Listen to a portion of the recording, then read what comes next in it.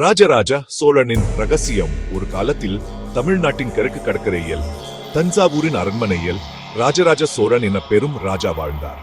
அவர் ஒரு போர் வீராகவும் கலைகளின் அரசராகவும் கடவுளின் அடியாராகவும் அறியப்பட்டார். ஆனா அவரது வாழ்க்கையில் ஒரு ரகசியம் இருந்தது. அது ஒரு சிறு குழந்தையின் கனவு. ஒரு நள்ளிரவில் ராஜராஜன் தூங்கவில்லை. அவரது மனம் பெரிய கோயில் கட்ட வேண்டும் என்ன கனவால் நிரம்பி இருந்தது. என் சோழர் சாம்ராஜ்யம் விரிஞ்சாலும் இந்த கோயிலை நிலைச்சிருக்கோம் என்ன அவர் யோசிச்சார். திடீரென அவரது அரண்மனைக்கு ஒரு சிறு சேவகன் வந்தான். அவன் பெயர் இளங்கோ. இளங்கோ ஒரு ஏழை மீனவர் மகன். ஆனா அவரது கண்களில் ஒளி தெரிஞ்சது. அரசே, உங்க கோயில் கணும். ஆனா ஒரு ரகசியம் உண்டு. என்ன இளங்கோ சொன்னான். ராஜராஜன் ஆச்சரியமா பார்த்தார். என்றார். இளங்கோ சிரித்தான். கோயிலை கட்டும் போது ஒவ்வொரு சிலையிலும் ஒரு சிறு குழந்தையின் சிரிப்பை ஊதியா வடிவமைக்க வேண்டும். அது உங்க சாம்ராஜ்யத்தின் எதிர்காலத்தை பிரதிநிதித்துவப்படுத்தும். ராஜராஜன் சிரிச்சார். அது ஒரு குழந்தையின் யோசனை என்னாலும் அது அவரது இதயத்தை தொட்டது. அடுத்த நாள் அவர் தஞ்சாவூரின் அழகிய கோயிலை கட்டத் தொடங்கினார். பிரகதீஸ்வர் கோயில். 1000 தொழிலாளர்கள், கலைஞர்கள், கல் வடிவமைப்பாளர்கள் பணியாற்றினர்.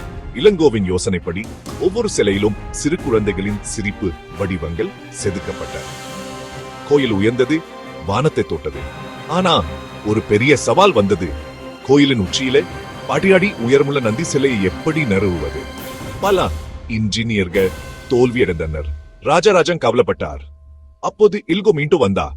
அரசே, ரகசியம் உண்டு. மண் சரண்டிகளை பயன்படுத்தி மெதுவா உயர்த்துங்கள். கடவுள் உங்களுக்கு உதவார். ஏண்டா ராஜராஜன் ஏற்றார். 3 நாட்கள் இரு பகலினி பணியாற்றினர். இறுதியில் நந்தி சிலை உச்சியில் நிற்க அருகே திகைச்சு நின்றது. கோயில் திறந்த போது மக்கள் கூடினர். சிறு குழந்தைகள் சிரித்தனர். அது கோயிலின் சுவர்களை எதிரொலிச்சது. இன்னும் பிரகதீஸ்வர் கோயில் நிற்கிறது. ராஜராஜனின் கனவும் இளங்கோவின் ரகசிய சிரிப்பும் கலந்து. அது நமக்கு சொல்லும் பாடம். பெரிய கனவுகள் சிறு இதயங்களால் மட்டுமே நிறைவேறும். இந்த கதை வரலாற்று உண்மைகளே அடிப்படையாக கொண்டு உங்களை ஈர்க்கும் வகையில சிறு கற்பனையுடன் சொல்லப்பட்டு இன்னும் கேட்க விரும்பினா வேறு தலைவரை பற்றி சொல்லலாம்.